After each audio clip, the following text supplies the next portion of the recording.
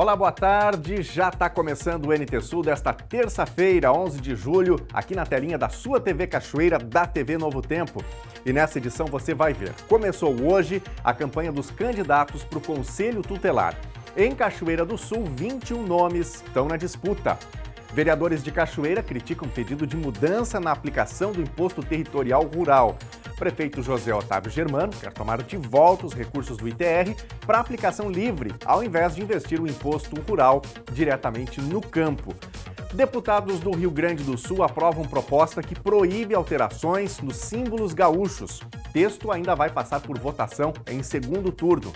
No quadro Opinião, Francisco Bastos analisa o avanço das tecnologias e fala da inteligência artificial.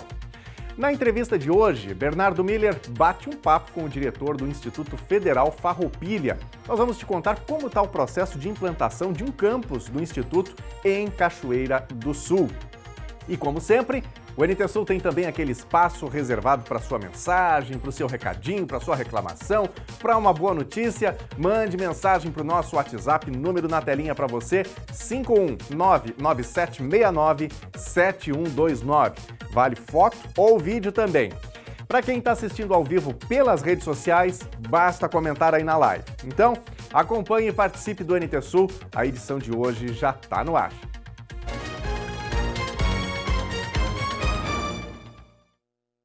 E começou hoje a campanha dos candidatos para o Conselho Tutelar de Cachoeira do Sul.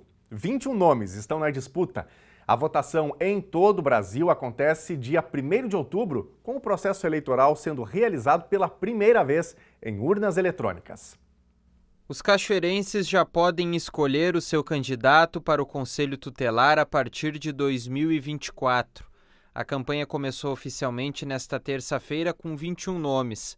Todas as definições nesse período vão ser debatidas hoje às 14h em uma reunião no Museu Municipal. A votação no dia 1º de outubro será realizada pela primeira vez na urna eletrônica e deve mobilizar ainda mais a comunidade cachoeirense. A expectativa é chegar a 10 mil votos com esse processo ainda mais rápido e ágil. O processo ele está andando da melhor forma possível, né? As pessoas vão ter hoje, os candidatos vão ter hoje uma explanação sobre o que pode ser feito na campanha eleitoral e o que não pode ser feito, né? Existem várias regras que estarão hoje sendo colocadas a postos ali para os candidatos que estarão presentes, né, hoje nessa reunião. E a partir de hoje realmente se começa então a campanha eleitoral, né? É um voto facultativo, os candidatos vão ter que procurar as pessoas para angariar os seus votos, né? Na última eleição nós tivemos em torno de 5 mil eleitores que participaram da eleição.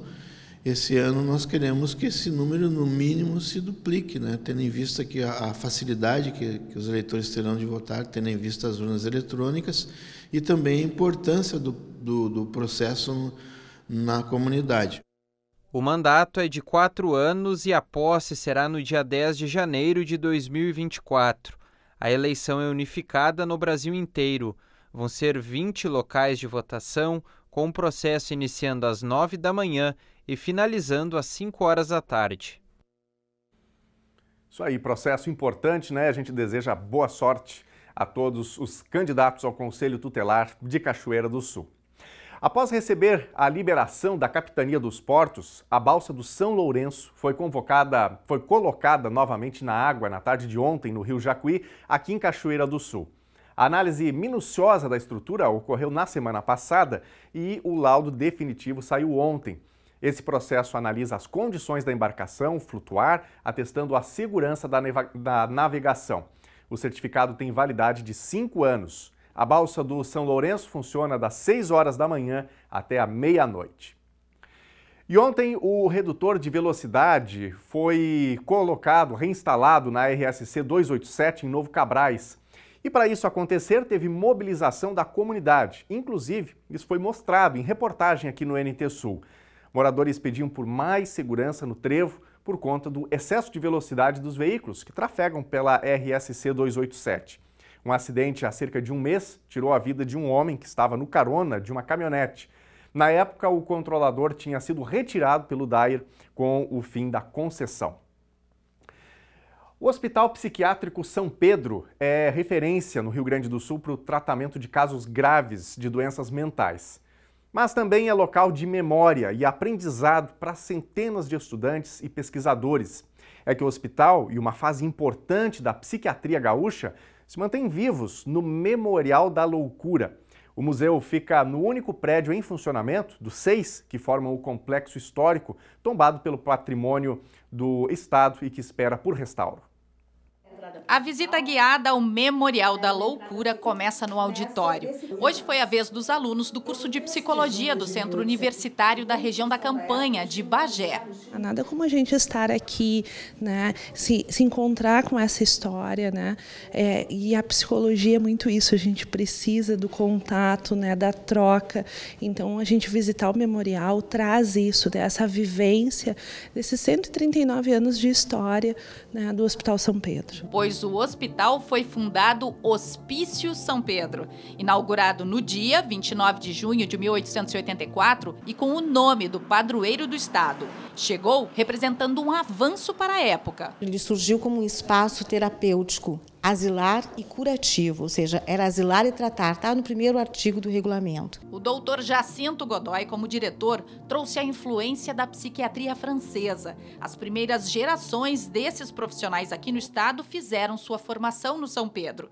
Godoy montou o lugar para ser um hospital, com o conceito de tratamento integral do paciente. Todos esses instrumentos foram comprados fora do Brasil para equipar uma sala cirúrgica, por exemplo. As mais modernas terapias do mundo na época foram aplicadas aqui, incluindo as polêmicas como o eletrochoque. A grande controvérsia que existe e existiu em relação ao eletrochoque foi da forma que ele foi utilizado, né? Então, no princípio, ele era usado sem anestesia. Aqueles que aplicavam achavam interessante, porque ele tinha uma resposta rápida, mas depois, com toda a discussão e com o aprimoramento na forma da terapêutica, na terapêutica, existia, então, anestesia, todos os cuidados para realizar a sessão, fazer a sessão de eletroconvulsoterapia. Mas a ciência foi ficando em segundo plano. Os hospícios se tornaram locais de exclusão e segregação social. Nesses corredores e quartos, o São Pedro chegou a ter 5.000 moradores, um verdadeiro depósito de pessoas doentes ou que não se enquadravam no que era considerado normal. Problemas comuns como amores não desejados pela família, né? Mulheres que abandonavam os seus maridos, crianças que não obedeciam, mulheres na menopausa, a falta de libido. Então, todo comportamento que não podia ser regulado ou controlado pela sociedade era considerado loucura. Então, eles encaminhavam aos hospícios, né? Então, o hospício passou a ser um local disciplinador. A lei antimanicomial foi um marco para tirar os doentes mentais das instituições. Hoje, só há mais um morador no São Pedro para quem o Estado procura um residencial adequado. Os atendimentos continuam sendo feitos nesses prédios, ao lado da construção histórica. São 90 leitos, femininos, masculinos para adolescentes e crianças. A unidade para dependentes químicos, fechada durante a pandemia, aguarda obras para a reabertura ainda esse ano. A estrutura física do hospital, no momento, está passando por uma readequação da rede elétrica e nós precisamos terminar com esse processo para poder receber esses pacientes. Então, eles estão na lista de espera, eles são atendidos aqui conosco, tanto na unidade feminina como na masculina, assim como o público adolescente também, que hoje tem essa questão da dependência muito importante. Então, nós atendemos também, mas com a abertura da unidade de dependência química, esse público vai ser muito mais bem atendido. As condições menos graves, elas têm condições de serem atendidas no seu próprio local, utilizando a rede da sua região. Mas tem algumas situações que exigem maior controle de medicação, precisa de um grupo de estudo para discutir o caso. Então, esses são os nossos casos aqui. E vale a visita, né? O São Pedro conta realmente com um olhar muito atento, muito vivo, inclusive, um pouquinho da história da psiquiatria no Rio Grande do Sul, aqui no nosso estado, né? Práticas que, quando a gente olha para trás, é claro que a gente julga hoje como práticas reprováveis, mas em outro contexto, numa outra época, eram práticas instituídas e plenamente aceitas pela comunidade, né? Você consegue imaginar a sua rotina sem celular, sem o uso do computador e mais sem internet? As tecnologias são nossas ferramentas de trabalho e de comunicação, né? E agora nós temos mais a inteligência artificial. Que avanço! No quadro Opinião, Francisco Bastos analisa essas ferramentas.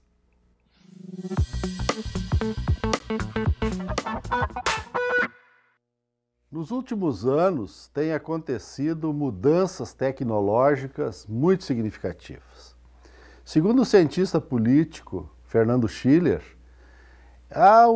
podemos considerar, ou ele considera, em uma crônica que fez, de que tivemos e ainda temos, logicamente, 3 revoluções. A primeira delas foi em relação ao computador, a segunda, a internet, e agora estamos aí com a inteligência artificial. Todas essas mudanças, elas logicamente que causam na sociedade, nas pessoas em geral e no mundo todo, especialmente com a intensidade que todas elas provocam, de mudanças, né, nas relações, enfim, grandes preocupações e muitos medos, inclusive, porque atinge as pessoas, geralmente, não só nas suas relações pessoais, mas também e fundamentalmente nas suas questões profissionais. Em relação ao computador e à internet, já é um passo adiantado que nós temos, já está no nosso cotidiano e nós hoje não temos como pensar em voltar a um tempo sem a existência dessas tecnologias. Elas estão no nosso dia a dia e nós já nos acostumamos, pessoalmente e coletivamente, com o seu uso. E toda vez que há algum problema, nós sentimos a sua falta. E isto, tanto uma quanto outra, elas são feitas e geridas por humanos. E, claro, elas podem ser utilizadas para o bem e também para o mal. Nem bem saímos dessas questões todas relacionadas tanto com o computador quanto com a internet e já estamos aí com um alvoroço, porque a inteligência artificial, que é uma forma de utilização de máquinas, sucintamente este conceito, para fazer atividades humanas de forma autônoma e baseadas digamos, em instrumentos da própria internet, como bancos de dados que são utilizados, ela tem, por parte de vários estudiosos, a colocação como algo irreversível, e nós concordamos com isso. A exemplo do computador e a exemplo da internet, a inteligência artificial já está presente e a tendência dela é de se aprofundar. Não vejo, modestamente, que tenha alguma catástrofe, como pensávamos da internet e do computador, utilizando a pessoa humana para atividades mais, digamos assim, mais sofisticadas, e não para coisas comuns ou coisas mundanas. E essa inteligência artificial, ela já está presente de diversas formas, algumas que a gente tem conhecimento e outras nem tanto. Quando pesquisamos o Google, quando utilizamos em vários procedimentos de diagnóstico na área da saúde e na própria agricultura, com os tratores autônomos e com o uso dos drones. E isso aí deve se intensificar, porque é uma tecnologia, como já dissemos, que veio para ficar. E já existem muitas discussões a respeito disso em ambientes científicos, a partir de universidades e de outras instituições, especialmente na área da educação. E é bom que seja por esta área que seja aprofundado este assunto, porque nós precisamos instrumentalizar os professores para que passe para as próximas gerações, na formação das próximas gerações, o uso correto da inteligência artificial. E que isso não se transforme em alguma coisa como um mau uso que temos em muitos casos hoje em relação à internet. Importante dizer, para concluir que nós não podemos, neste momento, enquanto país e enquanto sociedade, ficarmos a reboque dos países desenvolvidos, como aconteceu em relação ao computador e à internet. E nós temos que também discutirmos e estarmos atentos a todos esses avanços. Porque dificuldades, porque as consequências disto ou daquilo, o término desta ou daquela profissão, enfim, o tempo, sempre ele se encarregará de resolver. Mas é um fato, indiscutivelmente, que está aí e que nós temos, né, enquanto esta geração e as próximas gerações, ir se acostumando e buscando os aspectos positivos que isso pode dar para nós enquanto pessoas e para a sociedade no seu conjunto. Boa tarde. E olha, o assunto de agora é polêmico. Os deputados gaúchos aprovaram na manhã de hoje proposta de emenda à Constituição que institui proteção e proíbe alterar símbolos gaúchos. Embora os símbolos sejam 3, o brasão, a bandeira e o hino, foi em torno do hino que se formou a maior discussão. E não exatamente em torno de todo o hino, mas em um trecho específico. A PEC, aprovada na manhã desta terça-feira na Assembleia Legislativa, dificulta eventuais alterações nos símbolos do Estado, que são a bandeira, o brasão e o hino rio-grandense. O texto precisa passar por uma votação em segundo turno para ser aprovado de fato, já que é uma emenda à Constituição Estadual. No primeiro turno foram 38 votos favoráveis e 13 votos contrários. O texto de autoria do deputado Rodrigo Lorenzoni e de outros 19 deputados foi o estopim para uma discussão muito maior e que não se restringiu aos símbolos do Estado, nem muito menos à imutabilidade destes símbolos, mas sobre uma questão que há tempos é discutida pela comunidade negra e por historiadores. O trecho do hino rio-grandense que fala que povo sem virtude acaba por ser escravo, um trecho considerado racista. Os ânimos em torno do tema se acaloraram tanto que somente hoje, na terceira tentativa do parlamento em avançar na tramitação da proposta, foi possível ocorrer a votação. Adequações no texto inicial do projeto proposto pelo deputado liberal também foram feitas, com emenda proposta pelo deputado Guilherme Pazin do Progressistas, que alterou a redação original, e mudanças nos símbolos do Rio Grande do Sul então dependeriam de referendo, ou seja, da votação da população gaúcha. Os nossos símbolos ficam protegidos como estão pela nossa Constituição, e para que eles sejam alterados, somente a partir da concordância da população gaúcha mediante o referendo. O hino do Rio Grande do Sul, a sua letra, a nossa bandeira e o nosso brasão, eles estão regidos por uma lei ordinária. E uma lei ordinária tu pode aprovar, revogar, modificar, com quórum mínimo aqui na Assembleia, que seriam 28 deputados presentes, e com maioria simples, com 15 votos. Ou seja, com 15 votos dos 55 parlamentares hoje, tu pode alterar os nossos símbolos. A professora historiadora Lair Vidal analisa o trecho em questão sob a ótica semântica, ou seja, do significado das palavras que foram utilizadas pelo autor do hino na composição deste trecho. O que significa a palavra virtude a partir do dicionário da língua portuguesa? Qual é o significado da palavra virtude? Virtude significa força moral, disposição para práticas do bem, uma dinâmica constante em práticas do bem e práticas virtuosas. Pois muito bem.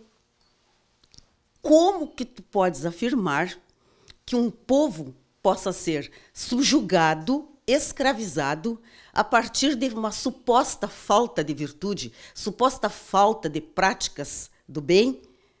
Não.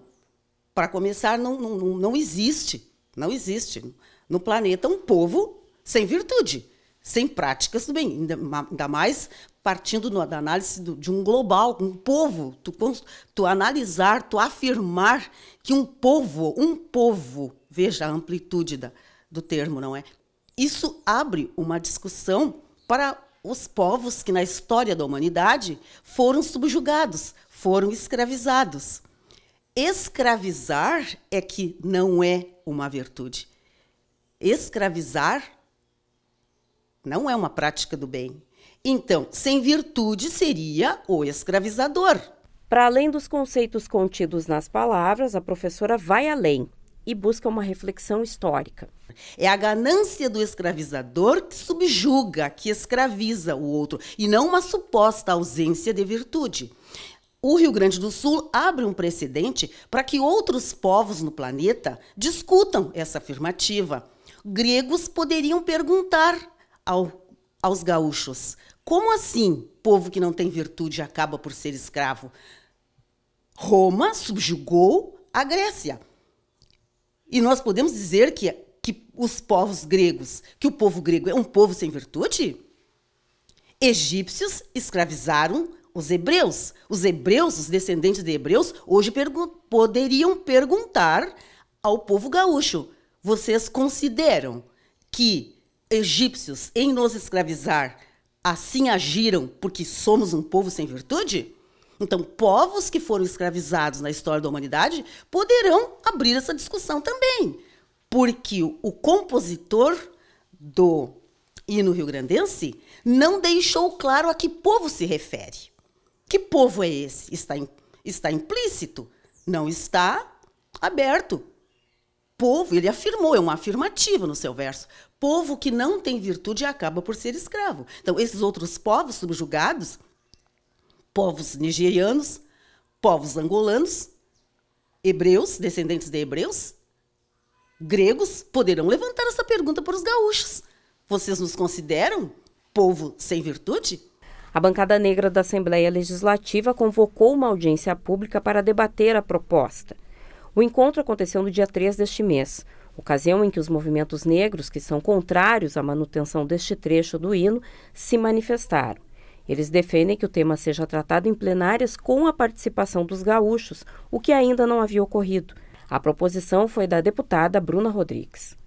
Essa é a primeira audiência pública, é o primeiro debate público sobre a PEC que trata da imutabilidade dos símbolos gaúchos. E por que é importante, por que nós chamamos essa audiência pública? E assim eu quero saudar os movimentos, os historiadores, as pessoas que fazem parte dessa mesa. Porque essa é uma convocação que nós fomos chamados a fazer, né? Eu sempre digo que se hoje nós apresentássemos um debate público sobre a alteração do hino, nós teríamos toda a legitimidade da autoridade do ser negro para fazê-lo. E nós não fizemos. Mas nós fomos obrigados a convocar o movimento negro para que se fizesse presente nessa audiência pública, primeiro para debater a PEC, que trata da imutabilidade dos símbolos, mas quando a gente fala de símbolos de um Estado, onde nós representamos mais de 20% da população, nós também estamos falando sobre nós. E nós também estamos falando do nosso direito de ter, nos símbolos do Estado, a nossa dignidade garantida. Porque, se nós formos falarmos só sobre esse trecho, povo que não tem virtude acaba por ser escravo, só a palavra escravo já nos remete à condição de escravidão que o nosso povo passou nesse Estado. A presidente do Movimento Tradicionalista Gaúcho, Ilva Maria Borba Goulart, defende a promoção de pesquisa realizada por um colegiado que permita rever o hino, se for o caso. O movimento tradicionalista gaúcho, talvez os senhores tenham uma impressão, às vezes, meia errônea do movimento. Alguns, sei que a maioria aqui não, que o movimento tradicionalista gaúcho está disposto a ser parceiro, desde que tenha o estudo aprofundado, com músicos, letristas, e que chegue a um consenso de como fazer. Eu sou muito democrática. Eu prezo pela democracia. E o movimento se faz assim. E ele estará sempre em movimento ao lado do aperfeiçoamento da nossa cultura. Discussão que a partir de agora toma corpo certamente na sociedade a partir dessa votação de hoje de manhã na Assembleia do Rio Grande do Sul. Gente, saiu o gabarito preliminar do vestibular da UFSM. Para conferir, basta acessar o site da universidade, ufsm.br, e clicar no ícone gabarito, disponível na página inicial. Também foram divulgados os cadernos de provas e um tutorial para abertura de recursos quanto às questões. Se você é um candidato, tem de 12 de julho, tem até 12 de julho para solicitar recursos. Dia 17 de julho, a UFSM vai divulgar o gabarito definitivo. E agora vamos ver mensagens da nossa audiência. Quem está em casa e faz parte aqui do nosso jornalismo, você é sempre convidado a fazer parte. O WhatsApp na telinha para você, 51997697129. Faça parte aqui do Telejornal NT Sul. Vamos para a tela ver mensagens que já estão chegando. Uma pessoa que anonimamente envia para a gente esta mensagem: precisam tomar providências com estes cães que ficam no posto de combustíveis na entrada de Cachoeira. Eles avançam nos veículos, já houve casos de morderem partes plásticas dos carros. E ali estão os cães, então, soltos, né? Na rua, bem na entrada, onde houve a construção do novo pórtico de Cachoeira do Sul. Agradecemos aqui aos nossos telespectadores pelo relato. Quem mais? O Daniel está participando. O Colégio Dilva Costa Fachin está há mais de 2 meses sem alguns professores. Os alunos que sofrem com isso. Daniel, obrigado pela participação. Alerta feito, então, sobre falta de professores no Colégio Dilva Costa Fachin. Daqui a pouquinho, mais participações. Você de casa também pode dar o seu recadinho, vai interagindo com a gente, mandando mensagem no nosso WhatsApp. É hora de um rápido intervalo e na volta tem a previsão do tempo para a semana. E ainda, vereadores de Cachoeira criticam pedido de mudança na aplicação do Imposto Territorial Rural. O prefeito José Otávio Germano quer tomar de volta os recursos do ITR para aplicação livre, ao invés de investir o imposto rural diretamente no campo. Na entrevista de hoje, Bernardo Miller bate um papo com o diretor do Instituto Federal Farroupilha. Nós vamos te contar como está o processo de implantação de um campus do Instituto em Cachoeira do Sul. O intervalo é rápido, não saia daí.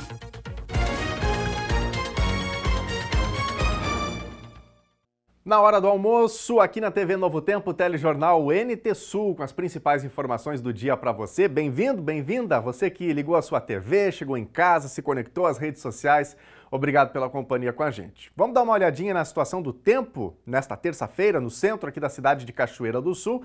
Imagens ao vivo aqui da nossa câmera externa. Não está chovendo nesse momento, o tempo está nublado, como esteve desde o amanhecer, mas até agora sem chuva. Pois hoje, amanhã e quinta, deve chover aqui em Cachoeira do Sul. A maior quantidade de chuva está prevista para amanhã, 60 milímetros. Também tem risco de temporal. Nós vamos conferir a previsão agora para todo o Rio Grande do Sul.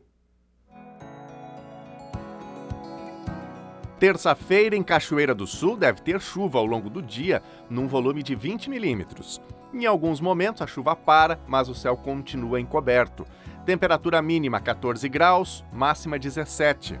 Quarta-feira, conforme a Climatempo, deve ser o dia com tempo mais severo em Cachoeira do Sul, com previsão de 60 milímetros de chuva, com risco de temporal. Temperatura mínima 13 graus e máxima 15. Quinta-feira ainda deve ter chuva e frio, mínima 8 graus, máxima 13. Veja agora a previsão do tempo para todo o Rio Grande do Sul nesta terça-feira. Dia de céu encoberto no Rio Grande do Sul. Isso está acontecendo por causa de uma área de baixa pressão atmosférica que atua no estado. Tem a possibilidade de pancadas de chuva a qualquer momento do dia em áreas da região metropolitana, na Serra, no norte, na região central, litoral norte e também no noroeste. Inclusive nessas regiões não está descartado o risco de temporal.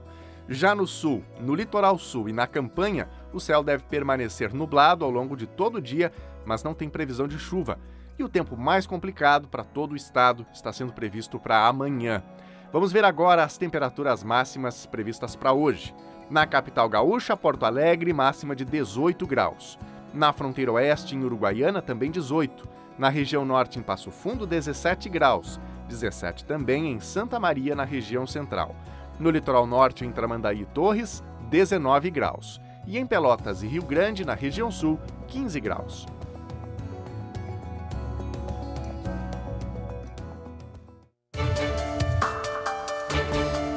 Um veículo desgovernado destruiu parte da fachada da empresa Ickman Piscinas e Acessórios na tarde de ontem em Cachoeira do Sul. A Toyota Bandeirantes estava estacionada na Rua Pinheiro Machado quando o freio estacionário aparentemente apresentou problemas e o veículo desceu a rua de ré, atingindo a fachada da loja em cheio. Ninguém ficou ferido. E tá na hora de ouvir você de casa. Você faz parte aqui da programação da TV Novo Tempo. Nosso WhatsApp sempre à sua disposição para você contar o que está acontecendo aí onde você está, mandar também a informação de uma boa notícia, mandar aquela foto de quem assiste aí com você.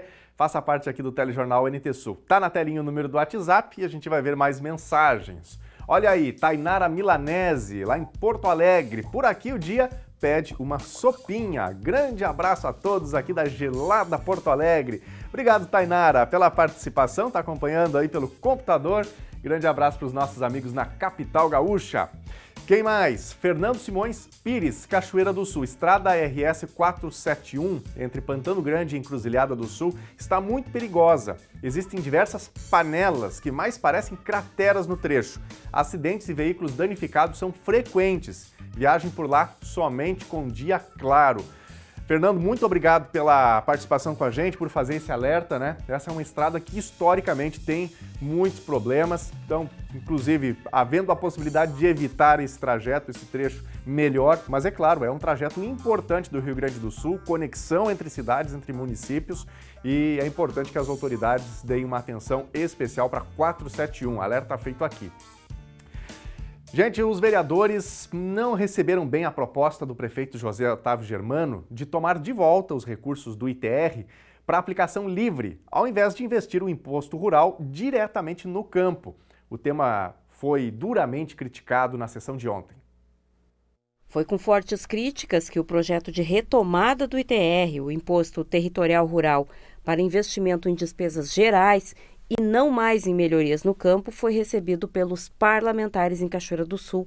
Escancarando a crise dos cofres públicos, o prefeito José Otávio Germano vem tentando buscar alternativas para sair do vermelho. E a mais recente foi de voltar atrás em um de seus mais importantes compromissos de campanha, o de reinvestir os impostos do campo no campo. Depois de determinar por meio de projeto de lei que os valores arrecadados com o ITR ficariam num fundo rural para patrulhamento de estradas, investimentos em iluminação e outras ações de melhorias no interior do município, ele voltou atrás e na última semana protocolou na Câmara projeto de lei revertendo a decisão. O meu repúdio ao movimento feito pelo Executivo no sentido de reduzir, vereadora Telda, valores destinados para o homem do campo, como eu sempre digo aqui, que tem que ser tratado com todo o respeito. É uma injustiça com quem tanto nos ajuda, nos trazendo o alimento ao nosso município. Eu quero deixar aqui registrado o meu pedido, vereador Alex, que o Executivo retire esse projeto. Poucas vezes eu fui cobrado em algumas votações aqui, em massa, como eu fui cobrado, vereador Antônio, nesse projeto do ITR. Por alguns motivos. O primeiro dele foi uma promessa de campanha do prefeito José Otávio Germano. Esse, para mim, é o principal. Foi uma conquista do homem do campo. Foi uma conquista das pessoas que têm vínculos com o sindicato rural. Uma outra observação. O secretário da Agricultura, que hoje soma a pasta de secretário de governo, fez parte dessa conquista também, que é o secretário Cantarelli. E hoje está mandando um projeto para casa para que nós possamos votar a retirada dessa obrigatoriedade, desse recurso para o homem do campo. O governo vai mandar urgência, porque eu quero assinar essa urgência.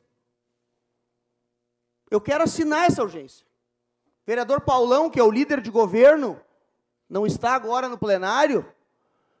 Quero me somar ao governo se entrar essa urgência, porque eu quero que segunda-feira que vem nós votamos esse projeto. Porque tem uns projetos, vereador Antônio, que vão entrar na Câmara de Vereadores, projetos importantes, que nós vamos começar a ver. Quem é que está amarrado e quem é que não está amarrado com o governo aqui. Eu estou com o vereador Dudu para assinar urgência para a semana que vem para reprovar esse projeto na tribuna.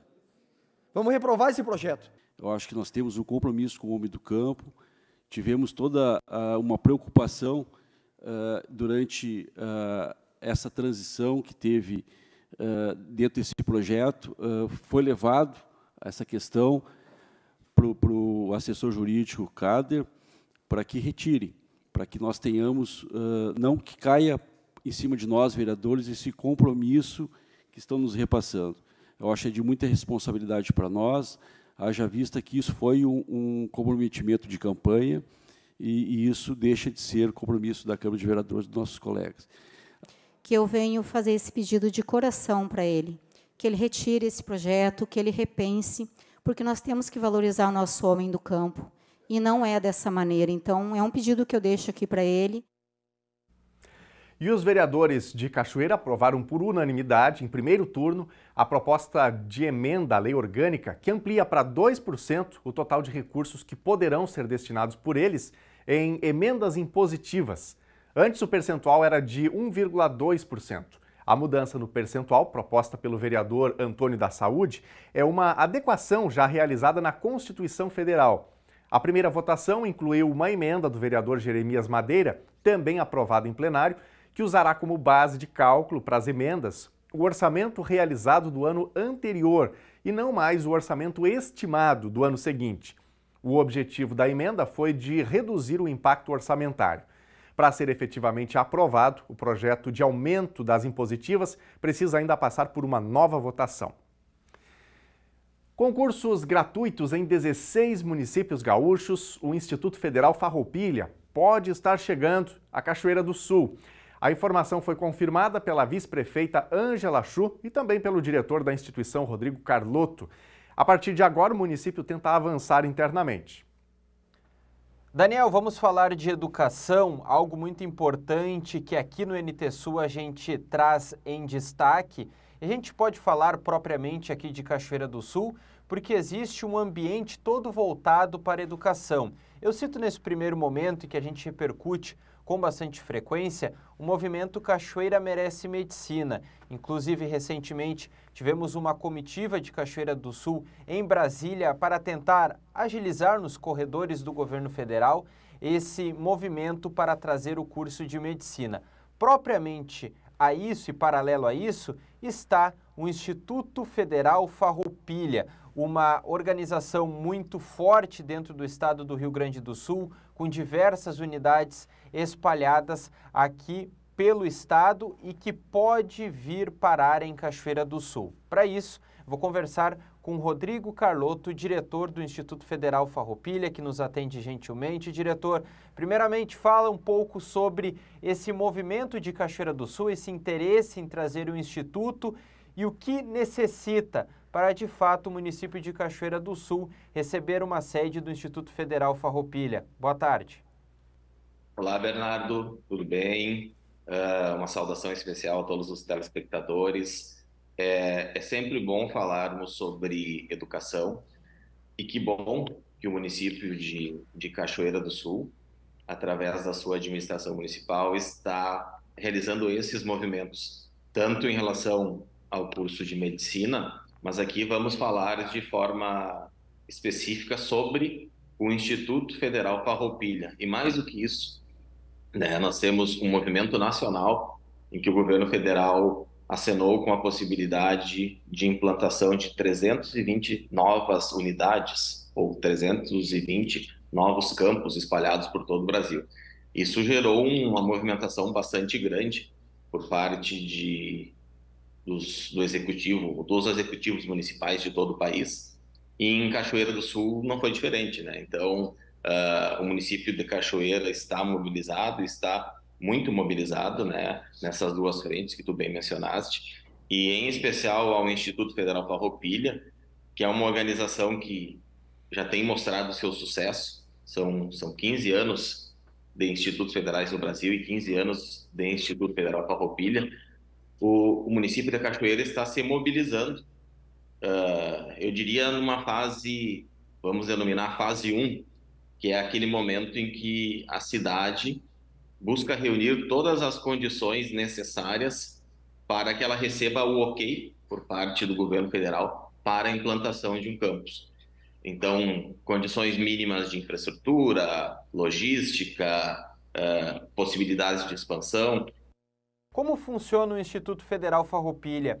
Eu sei que ele trabalha com eixos, focos, né? Setores muito pré-definidos, de uma certa forma, pegando em paralelo as questões envolvendo o município, os interesses do município. Apresenta para o telespectador aqui de Cachoeira do Sul qual seria o foco do Instituto Farroupilha, se porventura viesse aqui para o município.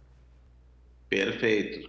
Nós fomos criados por força de lei federal no ano de 2000, dezembro de 2008, né? E na nossa lei de criação está lá.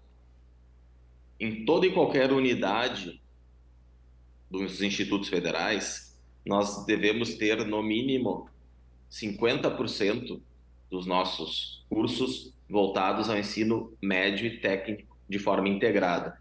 Então, Brasil afora, o grande objetivo dos campos do Instituto Federal é nós termos cursos do ensino ou de nível médio associado ao ensino técnico. Algo que é tão debatido e dito como tão necessário, e é muito necessário hoje em nosso país. Então, foco no ensino técnico, de nível médio, de nível subsequente, ou seja, para aqueles alunos que já concluíram o ensino médio e buscam uma formação mais curta. Então, os institutos federais propiciam cursos técnicos de um ano e meio. No entanto, os institutos federais não ficam só nesse patamar. Nós trabalhamos também com as graduações. Então, nós trabalhamos com licenciaturas, né, dos mais diversos tipos, matemática, biologia, química, história. Nós trabalhamos com os bacharelados, né, e aí no Instituto Federal Farroupilha, ter cito alguns exemplos, nós temos o bacharelado em agronomia, o bacharelado em administração, nós temos o bacharelado em medicina veterinária, e também nós abarcamos a parte da pós-graduação, né? As especializações, e também já começamos há um bom tempo a oferta do nosso curso de mestrado. Então, brevemente eu busquei ilustrar os vários segmentos, as várias faixas educacionais em que o Instituto Federal trabalha, buscando desempenhar o que nós chamamos de verticalização do ensino, ou seja, o aluno pode começar lá no ensino médio e ficar dentro do instituto até concluir uma especialização, por exemplo. Então, principalmente para aquelas cidades que não têm um campus no Instituto Federal, muitas pessoas desconhecem o tamanho, a dimensão e a complexidade que é a instituição em si, né? Quando as pessoas nos conhecem enquanto infraestrutura, elas se surpreendem positivamente, porque não se imagina a representatividade e o tamanho que os institutos federais têm em cada cidade em que eles estão inseridos. Diretor, Cachoeira do Sul é considerada um polo agrícola. Somos a capital nacional do arroz. Por esses fatores e por essas questões, eu posso talvez antecipar e prever que se o Instituto vier para a Cachoeira do Sul, ele vem para falar sobre agricultura, repassar o conhecimento em agricultura para os alunos? Seria o foco do Instituto aqui no município? É uma boa pergunta, Bernardo. O primeiro momento, a fase 1, como eu havia mencionado, é o campus, a cidade, ou melhor, ganhar o ok do governo federal para a instalação do campus, né? Então, até o momento, nós não, por mais que esse assunto ele já, de certa forma, seja cogitado. Nesse primeiro momento, nós não falamos em cursos propriamente ditos. Nós falamos na possibilidade da cidade ter ou não ter um campus. O pensar em cursos seria num segundo momento. Mas o que é natural e o que ocorreu em várias outras cidades em que os institutos federais foram alocados é respeitar os arranjos produtivos locais. O que significa isso? Se a região tem uma base agropecuária, é que, de certa forma, nós possamos respeitar esse arranjo produtivo local e pensar em cursos que contemplem essas necessidades do arranjo produtivo local. No caso, as atividades ligadas à agricultura, por exemplo, né? Nós temos regiões em que nós temos campos no Instituto Federal Farroupilha, por exemplo, Panambi. Nós temos o campus Panambi, em que o arranjo produtivo local da cidade, da região, é polo metal mecânico. Então, lá, naturalmente, parte dos cursos foram direcionados ou buscaram atender essas demandas locais. Então, embora nós não tenhamos a definição dos cursos propriamente dito, o que nós buscamos respeitar, sim, são essas demandas locais. E se o município de Cachoeira, através de consultas públicas, a sociedade, as entidades representativas da sociedade, se nós entendermos que essa é uma demanda que está carente no município, ou necessitamos contemplá-la, sim, nós podemos ir por esse sentido. Perfeito, diretor. Só para a gente concluir, você falou que Cachoeira do Sul está na fase 1. Quantas fases, digamos assim, pegando esse tipo de exemplo, se necessita para trazer um instituto para Cachoeira do Sul? E se depender do instituto, ele vai fazer o esforço necessário para vir a Cachoeira do Sul? Nós, tendo essa premissa didática de fase, né? Então, esse primeiro momento, vamos denominar fase 1, é da cidade ter a possibilidade de contar com o campus. Então, se reúnem todas as condições necessárias, o governo federal analisa e dá o ok ou não para o campus ir para a cidade, né? E nós temos observado que a cidade está se mobilizando muito para essa pauta, né? E isso é um ponto favorável também. E para o Instituto Federal Farroupilha, isso é visto com muito bons olhos, né? Nós sabemos que existem inúmeras outros locais do estado que estão demandando campus da nossa instituição, mas por questões logísticas, por questões de distância de campus a campus, nós temos campus em São Vicente do Sul, Júlio de Castilhos, Panambi, pela relativa proximidade a Santa Maria, nós temos vários elementos que mostram a viabilidade de termos um campus em Cachoeira do Sul, né? Então, o Instituto Federal Farroupilha, sim, deseja que uma das suas unidades esteja no município de Cachoeira do Sul, e estamos trabalhando bastante junto com a administração municipal de Cachoeira para que esse sonho possa ser concretizado. Eu não vou utilizar a palavra em breve, porque em breve nos remete que daqui a 3, 4, 5 meses estaríamos com o campus já instalado e começando a funcionar. Não, é um processo muitas vezes um pouco lento nesse início, mas no momento em que nós ajustamos todas essas bases e tenhamos o ok da implantação, é um sonho que começa a ganhar forma. Então, sim, nós, da mesma forma que a administração municipal, que a sociedade de Cachoeira tem esse sonho, nós também, enquanto Instituto Federal Farroupilha, gostaríamos de contar com campus na cidade. Ok, diretor Rodrigo, obrigado por nos atender, sucesso, e que esse sonho de Cachoeira do Sul e propriamente a vontade do Instituto Federal Farroupilha se concretize e que esses dois lados se unam para uma melhor oportunidade para a população cachoeirense. Com certeza, muito obrigado, Bernardo, e que esse sonho, como tu bem mencionaste, possa ser concretizado. Um grande abraço a todos. Ok, Daniel, tivemos o relato então do diretor Rodrigo Carlotto, ele que é diretor do Instituto Federal Farroupilha, que traz as informações referente a essa vontade de Cachoeira do Sul de ter um instituto aqui no município e também quais são os trâmites que precisam caminhar para que esse sonho seja concretizado e que tanto Cachoeira do Sul como o Instituto se unam para uma resposta positiva à população cachoeirense. Obrigado, Bernardo, pelas informações. Vamos aqui para as mensagens da nossa audiência. Olha só, lá no nosso canal do YouTube, youtube.com/TV Cachoeira Novo Tempo. Parêntese aqui antes de falar da mensagem. Você já está inscrito no nosso canal, né? Não está inscrito ainda? Corre lá, te inscreva. youtube.com/TV Cachoeira Novo Tempo, todas as informações do dia a dia de Cachoeira do Sul e reportagens que são úteis para todo o Brasil. Tem várias playlists com assuntos importantes sobre diferentes temáticas. Inscreva-se já! Tá com a gente o Flávio Gomes de Lima. Ele está fazendo aqui uma reclamação sobre uma situação envolvendo o HCB. Ele disse que não tem conseguido agendar o exame de raio-x.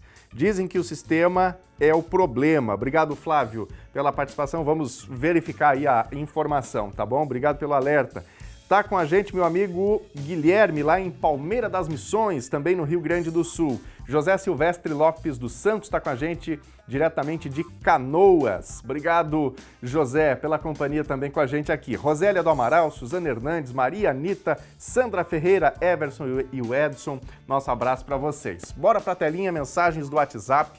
Everton Oliveira está por aqui. Será que os deputados não têm coisas mais importantes para se preocupar? Sou totalmente contra essa mudança, diz o Everton Oliveira. Ele está se referindo ao projeto, né, que foi votado hoje de manhã e que veda a modificação nos símbolos do Rio Grande do Sul e trata especificamente de um trecho do hino do estado do Rio Grande do Sul.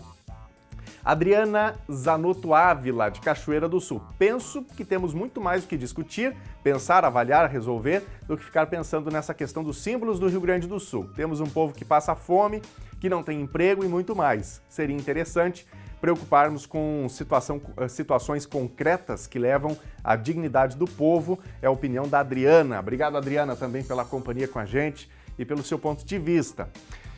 Arleide Souza, olhem o capricho. Acredito que as pessoas vêm de longe largar lixo aqui na rua Jacinto Franco de Godói, bairro Otaviano. E aí estão, né? Sacos de lixo jogados na rua e, por óbvio, né? Aí o lixo tá ficando na natureza, né? É isso aí, Arleide. A gente precisa de mais carinho das pessoas, de mais cuidado, de mais atenção para descartar o lixo no local adequado para não agredir o ambiente. Rogério Pasqualin, esse projeto do ITR chama desespero do executivo, tiro no pé, isso sim, diz aqui o Rogério, criticando então o projeto que destina, né, um percentual maior do ITR para o caixa livre da prefeitura e não com uso no campo. Bom, você de casa pode continuar interagindo, mandando o seu recado, sua opinião, sua sugestão de reportagem. O NT Sul de hoje já está chegando ao fim, mas em facebook.com/TV Cachoeira você continua acompanhando as nossas notícias. Obrigado pela sua companhia e amanhã a gente está de volta ao meio-dia. Uma ótima tarde para você, fique com a Novo Tempo e até amanhã. Tchau!